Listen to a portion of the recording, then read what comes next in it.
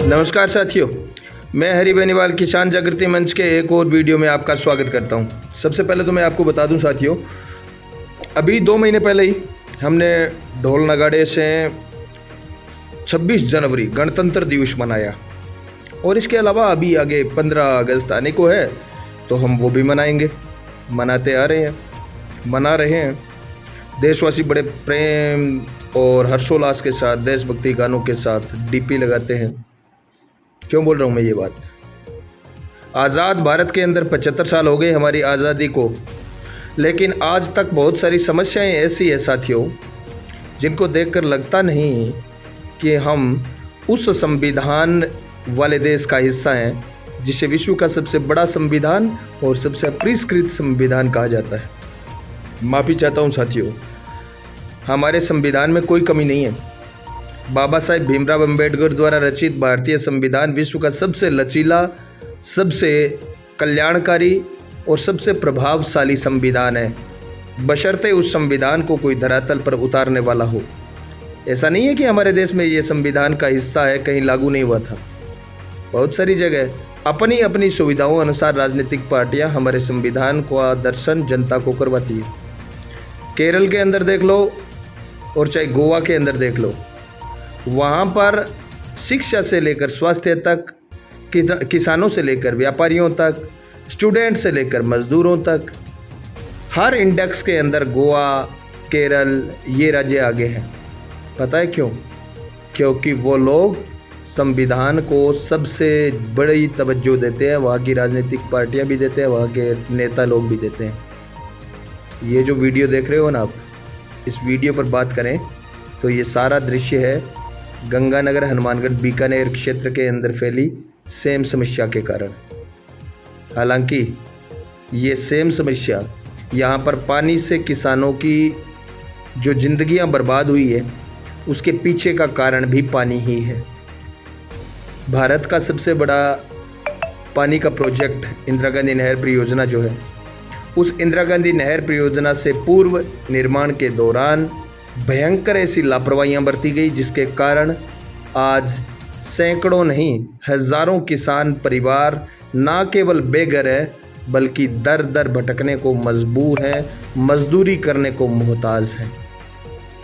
ना तो इंदिरा गांधी नहर परियोजना के दौरान भूगर्भिक संरचना को ध्यान में रखा गया, ना नहर की गुणवत्ता पर ध्यान दिया गया, और इसके अलावा सबसे बड़ी जो कमी जिस पर आज तक किसी ने ध्यान नहीं दिया वो यह थी कि इंदिरा गांधी नहर परियोजना के निर्माण के दौरान इंजीनियर हो, चाहे ठेकेदार हो और चाहे सरकार हो, उन्होंने अंधाधुंध सिंचाई के लिए किसानों को प्रोत्साहित किया। इस नहर के आसपास जितने भी गांव बसे हुए हैं, मुझे अच्छी तरह याद है, दादा परदादा हमारे बताते थे कि हमारी जो आज समतल ज़मीनें हैं, इन समतल ज़मीनें यहाँ पर टीबे हुआ करते थे, बड़े बड़े रेत के टीले हुआ करते थे। उन रेत के टीलों का समतलीकरण कोई ट्रैक्टरों से, मशीनों से या फिर करवा लगाकर नहीं हुआ है, ये सारा का सारा समतलीकरण पानी से हुआ है। दिनों दिन पानी चलता रहता था। पानी के कटाव से यहाँ पर नहरों को जो है, टीबों को जो है वो समतलीकरण किया गया था। इंदिरा गांधी नहर परियोजना के दौरान ये भयंकर लापरवाहियाँ धीरे धीरे ज़मीन के ऊपर आने लगी। अभी हनुमानगढ़ के लगभग 5000 हेक्टेयर और श्रीगंगानगर की सूरतगढ़ तहसील के लगभग 700-800 हेक्टेयर के अंदर सेम समस्या विकराल रूप धारण कर चुकी है। और उस सेम समस्या के समाधान पर, प्रयासों पर अगर हम बात करें तो साथियों आप जानकर हैरान रहेंगे कि पिछले 5 दशक से 50 साल से यह समस्या भारत के अंदर है और इस समस्या के ऊपर खर्च लगभग 700 से 800 करोड़ रुपए हो चुके हैं, जिनमें से 300 करोड़ तो वसुंधरा सरकार ने लगा दी है। इतने रुपए लगे हैं कि मैं ये कहता हूँ यहाँ पर सेम नहीं होती ना तो यहाँ के कृषि उत्पादों से उतनी आय नहीं होती जितनी आय इन नेताओं ने इस घोटाले के दौरान कर ली।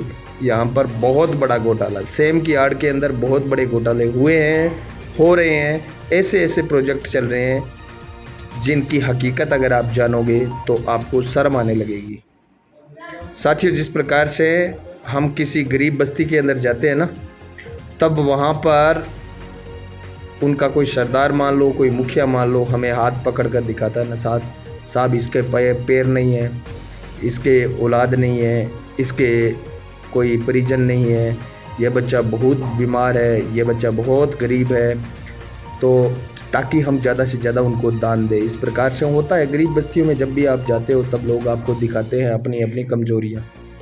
हमारे भारत के नेता भी तब जब कोई विदेश से, अमेरिका से, चीन से, रूस से, नीदरलैंड से, इंग्लैंड से, यूरोप के कंट्रीज से कोई लोग यहाँ पर आते थे तो इन समस्याओं को दिखाते हैं। देखो हमारे यहाँ पर सेम है, देखो हमारे यहाँ पर गरीबी है, देखो हमारे यहाँ पर अशिक्षा है।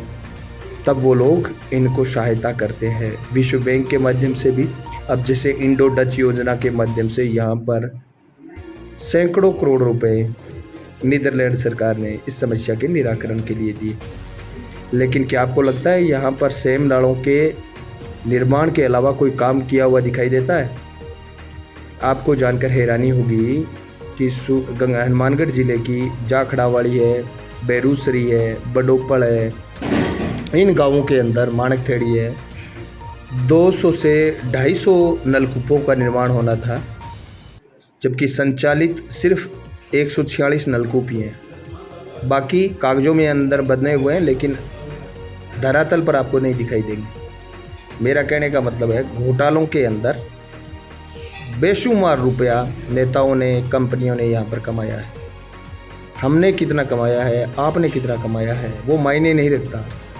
किसानों की क्या समस्याएं हैं, किसान किस प्रकार से दर दर भटक रहे हैं, किसानों के बच्चे अनाथ हो गए, नहीं जानते आप, नहीं जानते वो लोग जो इस समस्या की आड़ में सैकड़ों करोड़ रुपए डकार रहे हैं। अब ये जो दृश्य आप देख रहे हैं ना, ये सेम नाले का ही दृश्य है, डिप्रेशन नंबर 6 का दृश्य है। बडोपड़ से पानी निकाल कर यहाँ पर डाला जाता है। देखो इनका दिमाग देखो, इनकी बुद्धि देखो, अंगारों से आग बुझा रहे हैं। मतलब एक जगह की सेम का पानी निकालकर दूसरी जगह डाला जा रहा है और वहाँ की ज़मीन को फिर से सेम के हवाले किया जा रहा है। साथियों, मेरा कहने का मतलब ये है कि इसका स्थायी समाधान ना तो सरकारों ने सोचा और ना करना चाहा। हो सकता था, वो एक अलग बात थी, ऐसा नहीं है कि इसका स्थायी समाधान नहीं है, लेकिन इसके उलट उन लोगों ने सिर्फ वो समाधान किए जो धरातल पर दिखने चाहिए। ये देखे, अभी जैसे डिप्रेशन नंबर 6 का हाल देख सकते हो, पानी जो इकट्ठा हुआ है। लोग कह रहे हैं, सरकारें कह रही है कि हम यहाँ पर झील बनाएंगे, पर्यटकों को यहाँ पर लेकर आएंगे, विदेशी पक्षी यहाँ पर आएंगे, आय होगी। धिक्कार है इन नेताओं को, धिक्कार है इन लोगों को जो किसानों की बर्बादी पर पर्यटन विकसित करना चाहते हैं। किसानों के बलिदान पर यहाँ पर ज़मीन जो लील गई किसानों की, लेकिन इनको पर्यटन चाहिए, इनको वहाँ पर विदेशी यात्री, विदेशी पक्षी चाहिए। ये आप देख रहे हैं पंपिंग सेट 2017 के अंदर लगा था बडोपड़ के अंदर, उस पंपिंग सेट का दृश्य आप ये यहाँ पर देख रहे हैं। 2017 के अंदर लगभग 23 करोड़ रुपए से ये पंपिंग सेट है वो लगा था बडोपड़ के अंदर। और ये पंपिंग सेट स्टार्ट होने के बाद में यहाँ का भूजल स्तर जो है वो नीचे गया भी है, इसका असर भी हुआ है। तो ये पहले क्यों नहीं हुआ? और ये फिर पदमपुरा, भोपालपुरा, संगीता, यहाँ पर क्यों नहीं अप्लाई किया गया? ये सिर्फ वहाँ पर ही क्यों? ये सारे सवाल हैं साथियों जो आपको जानने ज़रूरी हैं, हमें जानने ज़रूरी हैं, इन सरकारों को जानने ज़रूरी हैं। ये वही विकास करते हैं जो इनकी सुविधाओं को सूट करते हैं, जो इनको भ्रष्टाचार के लिए सूट करते हैं, वो विकास इनके लिए प्राथमिकता में रहता है। अफसोस इस बात का है साथियों कि हम उन लोगों को बार बार चुनकर भेज रहे हैं जिन लोगों ने हमारी वास्तविक समस्या पर कभी ध्यान ही नहीं दिया। पिछले 5 दशक के बाद में कितने नेताओं ने सेम के बारे में स्थायी समाधान हेतु विधानसभा में आवाज़ उठाई? कितने नेताओं ने? हाँ, ड्रामा करने में माहिर हैं, वो सब करते हैं। यहाँ पर पंपिंग सेट की मांग कर लेंगे, यहाँ पर सेम नाले की मांग कर लेंगे, उनमें इनको रुपया बचता है तो भाई उनमें घोटाले की संभावना रहती है, समाधान में नहीं। यहाँ के राजनेताओं को, यहाँ की सरकारों को सेम की समस्या के समाधान से वास्ता नहीं है। सेम की समस्या बने रहने से उनको फ़ायदा होता है। सेम की समस्या बने रहने से घोटालों की आस उनकी जगी रहती है। यह है हकीकत। चारों तरफ बिखरा ये क्षेत्र। अब ज़मीनों में तो सुधार हो रहा है, लेकिन साथियों आपको जानकर हैरानी होगी कि जब हज़ारों हेक्टेयर भूमि का सिंचाई तंत्र ही नष्ट हो चुका है और आज से 50 साल पहले एक आदमी की 25 बीघा ज़मीन थी, आज वहाँ पर 25 परिवार हो गए हैं। उन परिवारों में भूमि विवाद होने का भी डर है। इस भूमि के सुधार हेतु भूमि सुधार कार्यक्रम और लोन कार्यक्रम सरकारों को स्टार्ट करने चाहिए। कम से कम 20 से 25 साल किसानों को देने चाहिए कि आप ये भूमि सुधारो, तब जाकर यहाँ पर भूमि सुधार हो सकता है, वरना ये ज़मीनें बंजर की बंजर पड़ी रहेगी। यहाँ पर कोई भूमि सुधार का काम नहीं होगा। अब जैसे सिंचाई खाड़े हैं वो ख़त्म हो गए, जैसे यहाँ पर सीमा ज्ञान का काम है। मैं बता दूं आपको, हकीकत यही है साथियों, धरातल के ऊपर दिक्कत यहाँ पर आ रही है कि आज से 50 साल पहले एक आदमी की 25 बीघा ज़मीन थी, आज 25 परिवार हो गए उसका, उनको मतलब एक एक बीघा ज़मीन है वो नहीं आए। इस प्रकार की स्थिति हो गई है।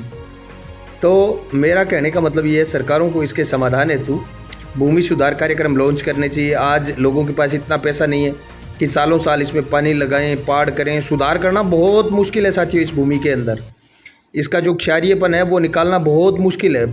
मतलब 2-3 साल तो इसको किसान को सिर्फ पाड़ करके छोड़ दो, सिंचाई करके छोड़ दो, उनके पलटने का काम है वो जारी रहेगा, उसके बाद में इसका समाधान होगा। सेम प्रभावित क्षेत्रों के किसानों को राहत देने के नाम पर ये बातें तो बड़ी बड़ी करते हैं, आज तक कोई काम नहीं किया गया। यहाँ के किसानों को केसीसी का ब्याज तक माफ़ नहीं किया गया है। अब ये बताओ, ज़मीन के ऊपर केसीसी उठाई, अब ज़मीन में अनाज ही नहीं उत्पन्न होता है, दाना ही उत्पन्न नहीं होते हैं, तो फिर वो केसीसी भरेगा कैसे? कम से कम वो केसीसी तो माफ़ कर ही सकते थे आप। यहाँ पर गिनती चल रही है 1, 2, 3, 4, 10 दिनों के हम केसीसी माफ़ कर देंगे, लेकिन होता कुछ नहीं। मेरा कहने का मतलब ये है साथियों, किसानों को सेम के अंदर अगर उनकी ज़मीन आ गई है तो अन्यत्र ज़मीन मिलनी चाहिए, उनको भूमि सुधार के लिए लोन मिलना चाहिए। उन्होंने पहले से लोन ले रखा है तो उनका लोन माफ़ होना चाहिए। रोज़गार के लिए, अन्यत्र रोज़गार के लिए, उनको उद्योग धंधे स्थापित करने के लिए या छोटे मोटे औद्योगिक इकाइयाँ स्थापित करने के लिए, लघु उद्योग स्थापित करने के लिए लोन मिलने चाहिए। इस प्रकार के अगर प्रयास किए जाते तो लोग हतोत्साहित नहीं होते। इस वीडियो में बस इतना ही। इस वीडियो का सेकंड पार्ट मैं आपके बीच में लेके आऊँगा, जिसमें सेम प्रभावित परिवारों, किसान परिवारों, हज़ारों किसान परिवार है, उनकी व्यथा आपके साथ साझा करूँगा। दुर्भाग्य है हमें इस प्रकार का काम करना पड़ रहा है, लेकिन मैं चाहता हूं कि आप उनके दर्द से वाकिफ़ हो। तो सेम प्रभावित इलाकों के जितने भी किसान बर्बाद हुए हैं, जो साधन संपन्न किसान थे, आज मजदूरी, दिहाड़ी मजदूरी करने को मोहताज है, उन सब का परिचय आपसे करवाऊंगा, उनकी वेदना आपके साथ साझा करूंगा। तो आप सबसे अनुरोध है कि उसके लिए तैयार रहें। हमारे किसान जागृति मंच को सब्सक्राइब करें, नोटिफिकेशन वाली बेल को ऑन करें, ताकि वह वीडियो भी सबसे पहले आप तक पहुँचे। इस वीडियो में बस इतना ही। जय हिंद, जय भारत, जय जवान, जय किसान।